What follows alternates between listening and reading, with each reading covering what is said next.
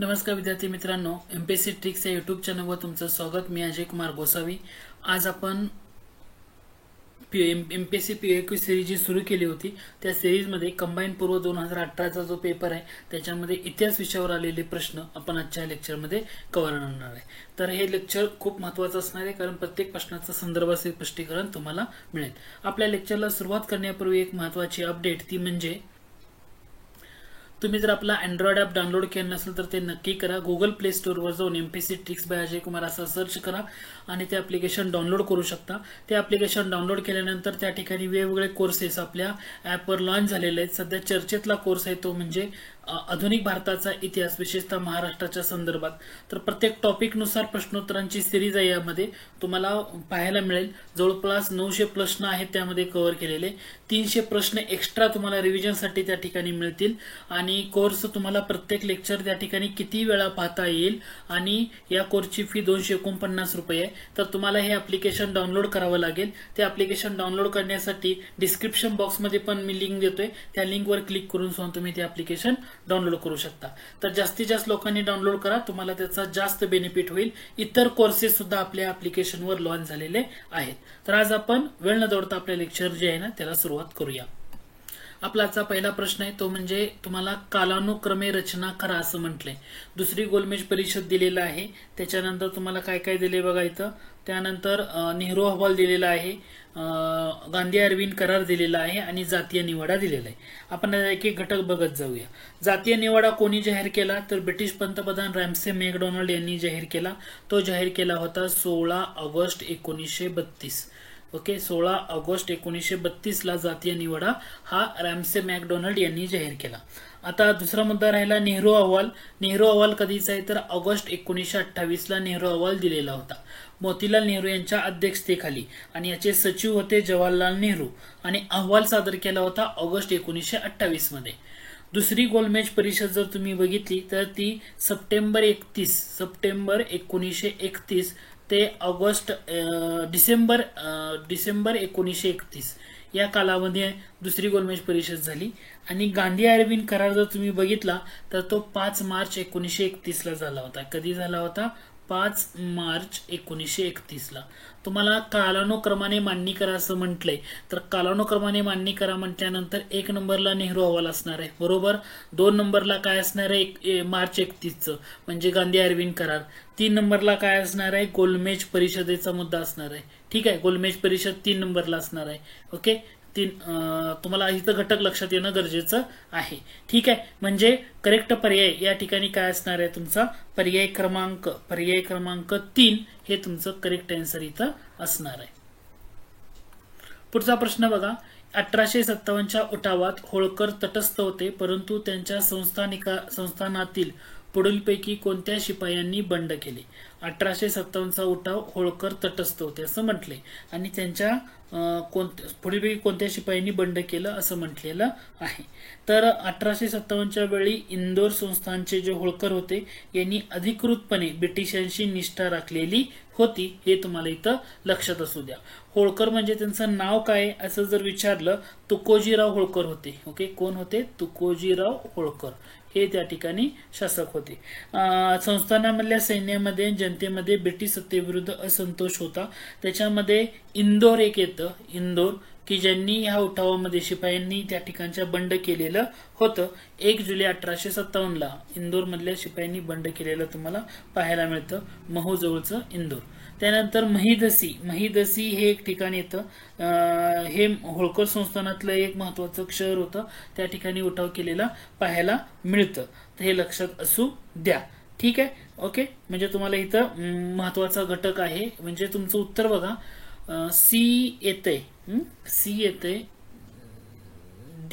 D मध्ये तुम्हाला काय म्हटलेलं आहे शिपायांनी बंड केले होते, संस्थानातील कोणत्या ठिकाणी शिपायांनी बंड केलेली होती। आता ऑप्शन एलिमिनेट करूया। भोपाळ तर येत नाहीये म्हणजे ए येत नाही म्हणजे इथं ए आहे, इथं ए आहे। ओके, ठीक आहे। दुसरा मुद्दा काय येतो महू मधल्या शिपायांनी बंड केलं होतं तर बी येतंय, बी पण येतंय। ठीक आहे, बी मधलं पण येतंय। महिदपूर होळकर संस्थानातलं एक शहर होतं, तिथल्या शिपायांनी बंड केलेलं होतं. इंदोर महू या ठिकाणचं बंड दिलेलं आहे. ओके, पण अचूक जोडी जर बघायला गेलं तुम्हाला इथं CDB आणि C, महूमध्ये पण बंड झालं होतं, इंदोरमध्ये बंड केलं होतं. ठीक आहे. आणि राहिला मुद्दा काय येतो माहितीये का, महिदसी या ठिकाणी पण बंड. आय थिंक हा प्रश्न रद्द झालेला आहे, कारण इथं BCD असा पर्याय नाहीये पर्याय दिल्यामध्ये, त्यामुळे तो रद्द झालेला होता. ठीक आहे. ऑप्शन मध्ये महू, इंदोर आणि महिदसी हे ठिकाण पाहिजे होतं, पण इथं ऑप्शन मध्ये नाहीये, रद्द झालेला आहे. पुढचा प्रश्न आहे, 1920 मध्ये भारताचा प्रथम हाय कमिशनर म्हणून कोणाची नेमणूक झाली?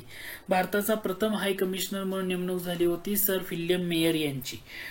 तर 1920 मध्ये पण 1919चा जो कायदा होता, मॉन्टेगो चेम्सफोर्ड सुधारणा कायदा, तर या कायद्यानुसार लंडनमध्ये भारतासाठी पहिले हाय कमिशनर ऑफ इंडिया हे पद निर्माण करण्यात आलं. तर हे हाय कमिशनर ऑफ इंडिया हे जे पद आहे हे कोणत्या कायद्यानं निर्माण झालं? 1919च्या कायद्यानं निर्माण झालं होतं. हाय कमिशनर हे युनायटेड किंगडम मधले भारत सरकारचे प्रतिनिधी म्हणून काम पाहणार होते. आणि उत्तर काय येणार त्याचं? सर विल्यम मेयर हे पहिले ठरले होते. ठीक आहे, हे तुम्हाला इथं लक्षात येणं गरजेचं आहे. इथं एडविन मॉन्टेगो दिले. आता एडविन मॉन्टेगो हे त्या काळचे भारत मंत्री होते, भारत मंत्री, हाय कमिशनर नाही. किंवा चेम्सफोर्ड दिलेलं आहे, हे व्हाईसरॉय होते. चेम्सफोर्ड काय होते? व्हाईसरॉय होते. हे इथं लक्षात ठेवा. आणि जे सिडनी रौलेट आहेत तर ते त्यांचा संदर्भ रौलेट कायद्याशी येतो, रौलेट कायद्याशी. त्याच्यामुळे पर्याय क्रमांक 2 हे अचूक उत्तर आहे. पुढचा प्रश्न बघा, 1873 मध्ये बंगालमधील कोणत्या जिल्ह्यातील शेतकऱ्यांनी शेतकऱ्यांची संघटना स्थापन केली होती? तर तुम्हाला काय म्हटलंय? 1873 मध्ये असं म्हटलंय. तर ते बंगालमधले म्हटलं तर पबना येतं, कारण पबना रिव्होल्ट हे चर्चेतलं होतं. हे तुम्हाला लक्षात आलं पाहिजे, कारण बंगालच्या पबना जिल्ह्यामधले जमीनदार आहेत तर शेतकऱ्यावर अन्यायकारक पद्धतीनं जे भाडेवाढ करत होते त्याच्या विरोधात तिथं बंड करण्यात आलं होतं मे 1873 मध्ये. आणि त्याच्यासाठी अगोदर एक संघटना तिथल्या शेतकऱ्यांनी येऊन स्थापन केली होती. त्या संघटनेला काय म्हटलं जातं? तर त्या संघटनेचं नाव पण आहे. त्या संघटनेचं नाव होतं ॲग्रेरियन संघटना, ॲग्रेरियन लीग असं या नावाची संघटना स्थापन केलेली होती. ओके, पण ही पबना मधली. थोडासा वेगळा घटक आहे, लक्षात ठेवा. नाव काय होतं? ॲग्रेरियन लीग. पुढचा प्रश्न आहे, ऑपरेशन पोलो हे कोणते संस्थान भारतीय संघराज्यात विलीन करण्यासाठी चालवलं होतं? ऑपरेशन पोलो म्हटलं तर उत्तर काय असणार आहे तुमचं? हैदराबाद असणार आहे. कारण भारत स्वतंत्र झाल्यावर बहुतांश संस्थानं जे होती तर ती भारतात सामील झाली, परंतु हैदराबादचा निजामानं स्वतंत्र राहण्याचा निर्णय घेतलेला होता. कारण तिथं जे रजाकार नावाची लष्करी संघटना होती, रजाकार नावाची, तर तिथल्या लोकांवर, जनतेवर अत्याचार करायला त्यांनी सुरुवात केली. भारत सरकारनं सप्टेंबर 1948 मध्ये हैदराबाद संस्थानावर लष्करी कारवाई केली आणि त्या कारवाईला नाव दिलं होतं ऑपरेशन पोलो. म्हणजे ही एक पोलीस कारवाई होती म्हणून पोलो असं त्याला नाव दिलं होतं आणि भारतीय संघराज्यामध्ये हैदराबाद सामील करून घेतलं. हे तुम्हाला इथं लक्षात राहू द्या. जुनागड तुम्हाला इथं दिले. आता जुनागडचं जे संस्थान आहे तर ते सार्वमतानं सहभागी करून घेतलं होतं. तिथं कारवाई वगैरे असं नाही, सार्वमतानं सहभागी केलं होतं. काश्मीरचं जे संस्थान होतं ती समिलीकरण कराराद्वारे ते सामील करून घेतलं होतं. समिलीकरण करार केला होता आणि त्याच्यानुसार सामील करून घेतलं होतं. पुढचा प्रश्न बघा, पुढील नियतकालिके कोणी सुरू केली? विद्यार्थी काँग्रेस आणि साधना या नावाची नियतकालिके दिलेली आहे. तर याचं करेक्ट आन्सर असणार आहे पर्याय क्रमांक 4, साने गुरुजी यांनी सुरू केलेली. आता विद्यार्थी त्यांनी 1928 मध्ये सुरू केलेलं होतं. काँग्रेसचे विचार जे आहेत तर ते काँग्रेसचे विचार सामान्य जनतेपर्यंत पोहोचणं हे महत्वाचं उद्दिष्ट होतं. म्हणून 1928 ला त्यांनी विद्यार्थी सुरू केलं. विद्यार्थ्यामध्ये नाव आहे विद्यार्थी. विद्यार्थी कशासाठी केलं होतं? विद्यार्थ्यामध्ये राष्ट्रप्रेम, निर्माण व्हावं याच्यासाठी. काँग्रेस हे पत्र त्यांनी कधी सुरू केलं होतं? 1937. तर काँग्रेसचे विचार आहेत ते सामान्य लोकांपर्यंत पोहोचावे म्हणून काँग्रेस सुरू केलं. साधना कधी सुरू केलं? तर साधना सुरू केलं होतं 15 ऑगस्ट 1948 सुरू केलेलं आहे. म्हणजे भारताला स्वातंत्र्य मिळाल्यानंतर 1 वर्षांनी साधना हे पत्र सुरू केलं होतं. पुण्यामधून केलं होतं, हे लक्षात असू द्या. म्हणजे सामाजिक सुधारणा, लोकशाही, समाजवाद, धर्मनिरपेक्ष विचारांचा प्रसार करण्यासाठी. म्हणून याचं उत्तर पर्याय क्रमांक 4 आहे. पुढचा प्रश्न बघा, जोड्या लावाचा प्रश्न आहे. तुम्हाला जोड्या लावा म्हणून म्हटलेलं होतं. आता इथं तुम्ही जर ऑप्शनच्या जोड्या जर बघितल्या तर तुम्हाला याचं उत्तर देता येईल. ठीक आहे, आता ऑप्शन खाली आहे. ठीक आहे, किचकवध म्हटलंय. किचकवध म्हटल्यानंतर तुम्हाला इथं कृष्णाजी प्रभाकर खाडीलकर ही जोडी तुम्हाला इथं लावता येईल. त्यानंतर स्वदेशी म्हटलं तर गणेश बल्लाळ फणसळकर. वंगभंग म्हटलं तर वासुदेव पुरुषोत्तम साठे. आणि भीमराव जर म्हटलं तर लक्ष्मण नारायण जोशी.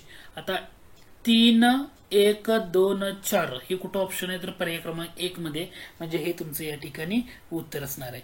किचकवध हे जे काय होतं तर नाटक होतं, मराठी नाटक, की जे कृष्णाजी प्रभाकर खाडीलकर यांनी 1907 मध्ये लिहिलं होतं. कधी लिहिलं होतं? 1907 मध्ये किचकवध लिहिलेलं होतं. स्वदेशी हे जे बघितलं तुम्ही, स्वदेशी 1905च्या बंगालच्या फाळणीनंतर सुरू झालेल्या स्वदेशी चळवळीचा प्रसार करणार ही सगळी नाटकं इथं नाटक होतं. म्हणजे जो स्वदेशी चळवळ झाली ना त्याच्यानंतर लिहिलेलं नाटक आहे. गणेश बल्लाळ फणसळकर यांचं नाव आहे त्या ठिकाणी. वंगभंग हे सुद्धा नाटक होतं. वंगभंग म्हणजे बंगालची फाळणी या घटनेवर आधारित, आणि हे नाटक लिहिलं होतं वासुदेव पुरुषोत्तम साठे यांनी. आणि भीमराव हे सुद्धा नाटक होतं की जे डॉक्टर बाबासाहेब आंबेडकर यांच्या जीवनावर असण्याची शक्यता आहे, आणि लिहिलेलं होतं लक्ष्मण नारायण जोशी यांनी. पुढचा प्रश्न आहे, महर्षी धोंडो केशव कर्वे यांना कोणते सन्मान दिले गेले होते असं विचारलेलं आहे. आता याच्या ऑप्शन मध्ये बघा, त्यांना भारतरत्न दिलाय का? दिला होता 1958 मध्ये, त्यामुळे ते असणार आहे. त्यांना पद्मविभूषण दिला होता 1955 मध्ये, या पुरस्काराने सन्मानित झालं.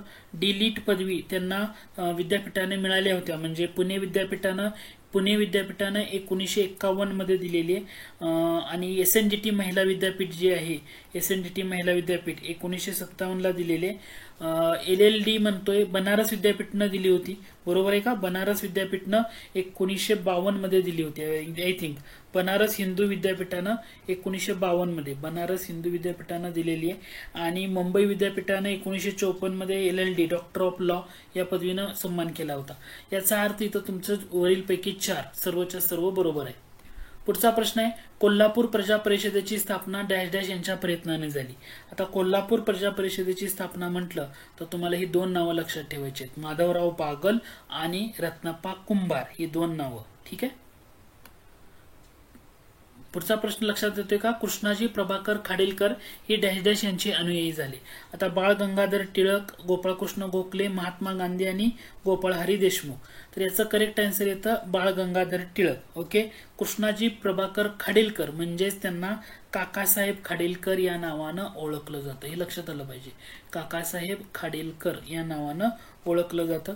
एक थोर नाटककार होते, पत्रकार होते आणि जहालवादी नेते होते, आणि लोकमान्य टिळकांचे अनुयायी होते, हे लक्षात असू द्या. ठीक आहे. तर खाडीलकर यांनी टिळकांचं जे वृत्तपत्र होती केसरी मराठा यामध्ये सुद्धा संपादन केलेले त्यांचे लेख त्या ठिकाणी छापून येत होते, हे लक्षात असू द्या. किचकवध नावाचं जे नाटक होतं ते तर चर्चेतला महत्वाचा मुद्दा आहे. ठीक आहे. पुढचा प्रश्न बघा, विष्णुबुवा ब्रह्मचारी आणि मिशनरी यांच्यातील वाद डॅश डॅश या पुस्तकात आढळतो. आता विष्णुबुवा ब्रह्मचारी आणि काय म्हटलेलं आहे तुम्हाला मिशनरी यांच्यातला वाद म्हटलेला आहे. तर हे तुम्हाला समुद्र किनाऱ्याचा वादविवाद या पुस्तकामध्ये आढळतो. विष्णुबुवा ब्रह्मचारी म्हणजे यांचं नाव काय आहे? विष्णू भिकाजी गोखले. मूळ नाव काय आहे? विष्णू भिकाजी गोखले हे त्यांचं मूळ नाव आहे. विष्णुबुवा ब्रह्मचारी यांचं विष्णू भिकाजी गोखले हे इथं तुम्हाला लक्षात असू द्या. विष्णुबुवा ब्रह्मचारी यांनी मुंबईच्या समुद्र किनाऱ्यावर ख्रिश्चन मिशनऱ्यासोबत हिंदू धर्माच्या श्रेष्ठतेवर जाहीर वादविवाद चर्चा आयोजित केल्या होत्या, आणि या चर्चेला बरेचसे लोक त्या ठिकाणी जमत असत, आणि त्यावर असलेले हे पुस्तक आहे. आता बाकी वेदोक्त धर्मप्रकाश जर बघितलं तर हे त्यांचं दुसरं पुस्तक आहे त्यांनी लिहिलेलं. धर्मविवेचन दादोबा पांडुरंग तरखडकरांचं आहे. अरुणोदय हे अरुणोदय त्यांचं नाहीये, त्यामुळे पर्याय क्रमांक 2 हे अचूक उत्तर आहे. पुढचा प्रश्न आहे, राष्ट्रीय काँग्रेसचे पहिले अध्यक्ष ओमेचंद्र बॅनर्जी यांनी राष्ट्रीय काँग्रेसच्या स्थापनेची मूलभूत उद्दिष्ट सांगितली, ती कोणती होती? आता त्यांनी जी उद्दिष्ट सांगितली होती ना, मूलभूत उद्दिष्ट, तर ही पर्याय क्रमांक 3 आणि 4 मध्ये बघायला मिळतात. म्हणजे एक तर धर्मनिरपेक्षता आणि ऐक्य भावनाचा विकास व दृढीकरण हे सांगितलं होतं. कारण पहिलं जे अधिवेशन झालं ते डिसेंबर 1985 ला आणि पहिल्या अधिवेशनाचे अध्यक्ष कोण होते? ओमेशचंद्र बॅनर्जी होते. त्यांनी ऐक्य भावनाचा विकास व दृढीकरण आणि राष्ट्रीय भावना आणि सामाजिक समता आणि समानता आणि याच्यामध्ये तुम्हाला तत्व दिलेले आहेत, पण थेट उद्दिष्ट म्हटल्यानंतर पर्याय क्रमांक बी आणि डी हे तुमचं उत्तर असणार आहे. आणि बी आणि डी म्हणल्यानंतर पर्याय क्रमांक 2 हे तुमचं अचूक उत्तर आहे. पुढचा प्रश्न आहे, कलकत्त्याला सुप्रीम कोर्टाची स्थापना कलकत्त्याला सुप्रीम कोर्टाची स्थापना कोणत्या कायद्याने झाली? आता कोणता कायदा होता? तर तो होता 1773चा रेग्युलेटिंग ऍक्ट.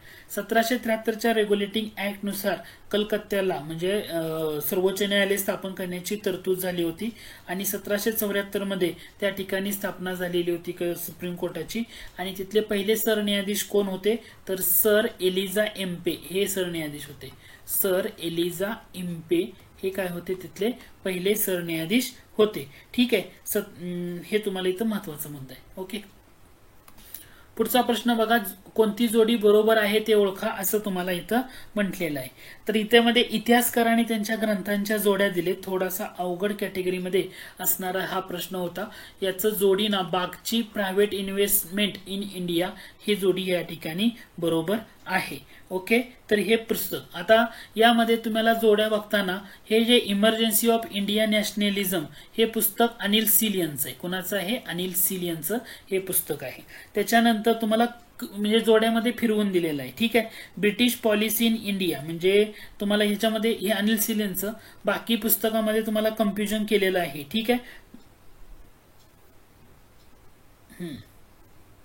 एस गोपाल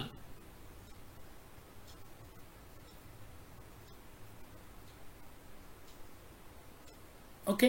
बाकी पुस्तकांचा जास्त तुम्हाला कुठं संदर्भ मिळणार नाहीये. फक्त एवढं सांगू शकतो की अनिल सील यांचं इमर्जन्सी ऑफ इंडियन नॅशनलिझम हे पुस्तक आहे आणि बागची यांचं प्रायव्हेट इन्व्हेस्टमेंट इन इंडिया ही जोडी बरोबर आहे. इतिहासकारांनी त्यांची पुस्तकं, आता कुठून प्रश्न हा फ्रेम झालाय याचं निश्चित सोर्स सांगणं थोडंसं कठीण आहे. पुढचा प्रश्न बघा, प्रश्न काय होता? बंदी जीवन ही पुस्तिका कोणी लिहिली?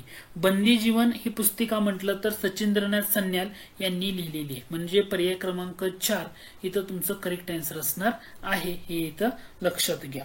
ठीक आहे, भारतीय स्वातंत्र्य लढ्यातील एक महत्वाचे क्रांतिकारक म्हणून त्यांना ओळखलं जातं सचिंद्रनाथ सन्याल. त्यांनी हे पुस्तक लिहिलं होतं.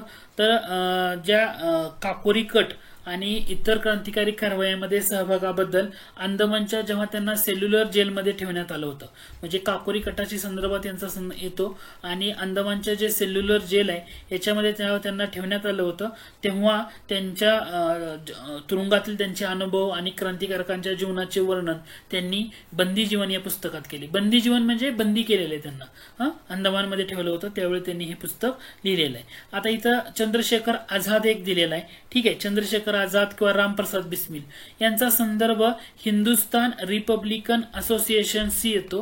रास बिहारी बोस क्रांतिकारक होते पण ते पुस्तकाचे संदर्भ येणारच नाहीये. त्यामुळे पर्याय क्रमांक 4 हे या ठिकाणी तुमचं करेक्ट आन्सर आहे. आय होप हा घटक लक्षात आला असेल. दुसरं म्हणजे तुम्ही ऍप्लिकेशन आपलं डाउनलोड केलं नसेल तर ते नक्की करा. गुगल प्ले स्टोअरवर जाऊन MPSC tips by Ajay Kumar नावानं सर्च करा किंवा तुम्ही आपल्या डिस्क्रिप्शन बॉक्समध्ये लिंक देतोय त्या ठिकाणी क्लिक करा. हे कोर्सेसचा ऍक्सेस तुम्हाला तिथं मिळेल. खूप कमी किमतीमध्ये कोर्सेस आहेत, तुम्हाला त्याचा जास्त बेनिफिट होईल.